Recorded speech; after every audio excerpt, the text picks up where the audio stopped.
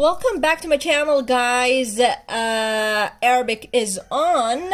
If you want to learn Arabic, to speak, to write, to read Arabic dialects at the end of the video, stay tuned for that. At the end of the video, there's going to be a bonus Arabic dialect sentence in every video, as well as the Arabic alphabet, writing, reading, speaking, all around Arabic, all aspects, different aspects, as much as I could, cramped up in this tiny little short video. Please stay tuned, watch, subscribe to the channel, like, share to everybody who wants to learn Arabic, and please comment down below. For Tagalog comments are really welcome. If you want to comment something in Filipino and Tagalog, I will respond to that. If there's a certain sentence in Arabic that you want to translate, in Tagalog that you want to translate in Arabic, comments are welcome. Comment down below. Okay, quick recap for the previous lessons. We got Jim, and Ha. Jim, Ha. Of course, we also had the Hamza, Ba, Ta, and then we had the Tha. Today we're gonna take and study the last of these three sisters. So we had Hamza, basically the leader, the beginning of all the letters, the alphabet, Arabic alphabet. Again, guys, if you want to learn about speaking, writing, reading, dialects, all around aspects of Arabic, like and subscribe, share this channel to everyone who wants to learn Arabic, and Tagalog comments are welcome down below. Jim, Ha, and then the third sister is Ha. So this is Jim, equivalent to J. This is Ha, equivalent to H, but a deeper one. I mean, the source of this pronunciation is from down the throat. It's not like the ha, it's almost from the lungs. The H in English is from the lungs, but this ha, it's from the throat. Ha. Today is kha. It's kha. That's how you pronounce it. Okay, from the beginning. Okay, if you write it at the beginning of the word, it's wrote as this, kind of like half a kha. The tail, this part, will not be written, only this part, and then the connecting line. Let's call it the connecting line if you're writing. And then we have the middle way of writing it, a connector, and then the kha, and then another connector, because it's in the middle, right? And then at the end, we do the connecting line, and then the whole kha. Complete whole kha.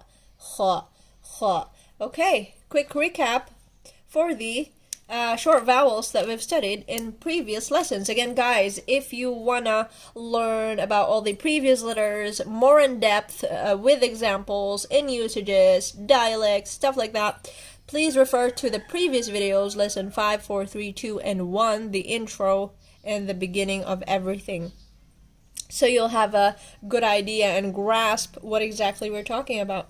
So kha, again, the short vowels that we've studied is fatha, dhamma, kasra, and then we had the sukun, shadda. Fatha, dhamma, kasra, sukun, shadda. Fatha is the equivalent to the sound a or a, or vowel a in English. Dhamma is the equivalent to o or u in English. And then we have kasra, equivalent to e or I in English. Okay, so fatha, dhamma, kasra. Again, those are short vowels. We're going to study about the long vowels in about maybe 6 more lessons. This is the sukun, which is using, pronouncing the letter without adding a vowel to it. And then the shadda is actually pronouncing the letter twice. Once with sukun and once with one of the short vowels. Okay, so this is called sukun, this is called shadda. So sukun is kind of like, what word? Let's say jibtu, ji. So this is jim, kasra, ji. And then the ba with sukun, jib. And then the Ta with dhamma, tu, jib, tu, jib, tu, ji, ji, so this is jim, and then this is the kasra, and the ba, jib, jib, the ba has sukoon, so no vowel for it, and then the ta, this is the ta, equivalent to t, and then the dhamma, the u, so this is read as jibtu. So this is example for the usage of the vowel sukoon. I'm calling it a vowel because you're reading the letter, but you're not, it's part of the vowels basically, but it's not, if you know what I mean. Okay, so shadda is doing the letter twice. So let's say use the letter khaa for today. Bakha, bakha, ba, and then khaa, and then shadda, and then fatha. This is shadda, this is fatha. Bakha. So in this, we didn't read it as bakha, bakha. No, we read two kha's. Two kha's. So ba, bakh, bakh, bakh. So the first one has no vowel, which is part of the shadda, and then the second one has the vowel fatha. This shadda always comes with one of these three short vowels. It doesn't come by itself, so you'll know basically how to read the shadda. Bakha, bakha, bakha. This is how you use the shadda. Twice, two khas, and then a vowel. The sukoon is no vowel at all. So do we call it a short vowel? What do we call it? We think about it.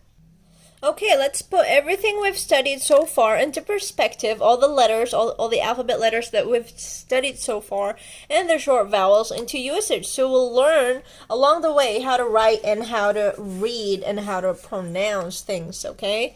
And that'll help us in the future to be able to read Arabic books, Arabic signs in the streets even, Arabic words wherever you go, so you'll understand, you'll have an idea, and Quran if that's what you're after, right? So kha, okay, akh, kha, and then sukoon. How do you read this?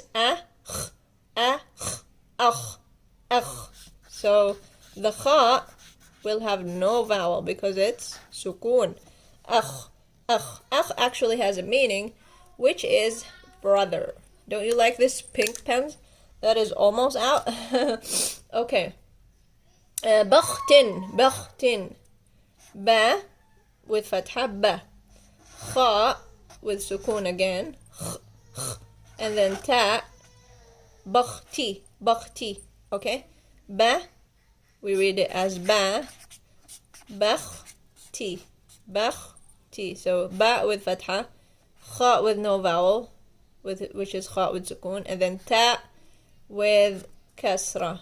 Ta with kasra. Bakhti. Okay, another example. Let's use the apple green pen that I really liked. I felt like kind of gave the lesson some flavor. What else? Ha.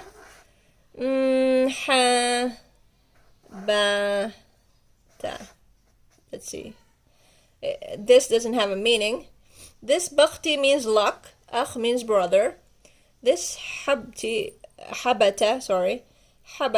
no meaning, just example. Ha with fatha, ha. Ba with fatha, ba.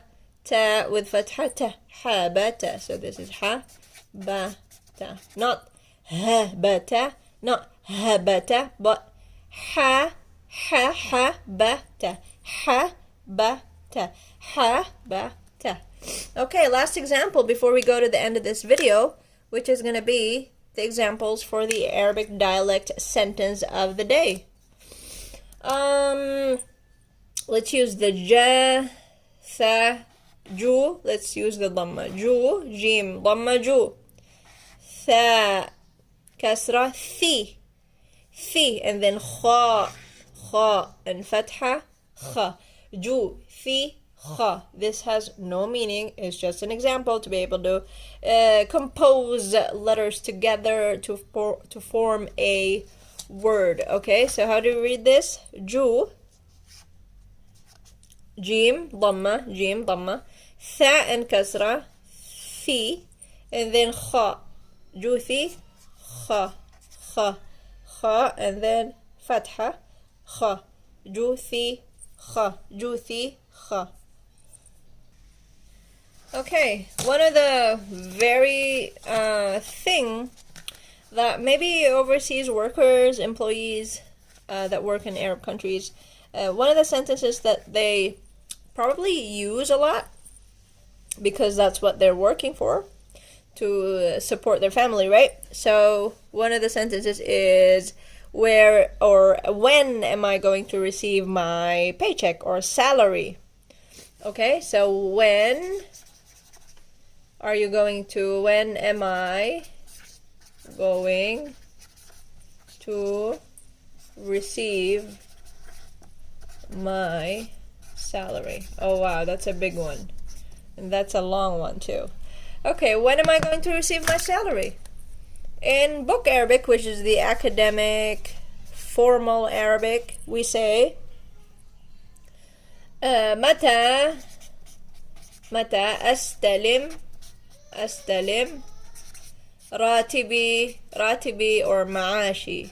Okay, متى أستلم راتبي. متى أستلم راتبي. When am I going to receive my salary? Okay, in Gulf Arabic, متى أستلم المعاش or معاشي. المعاش or معاشي. Okay, and then in Syrian Arabic, let's write up there, Syrian Arabic, we say امتى بستلم receive راتبي, my salary, my paycheck, my payment at the end of the month for working, right? And then let's say for Egyptian Arabic, last one for today, Egyptian Arabic, we use in Egyptian dialect we say امتى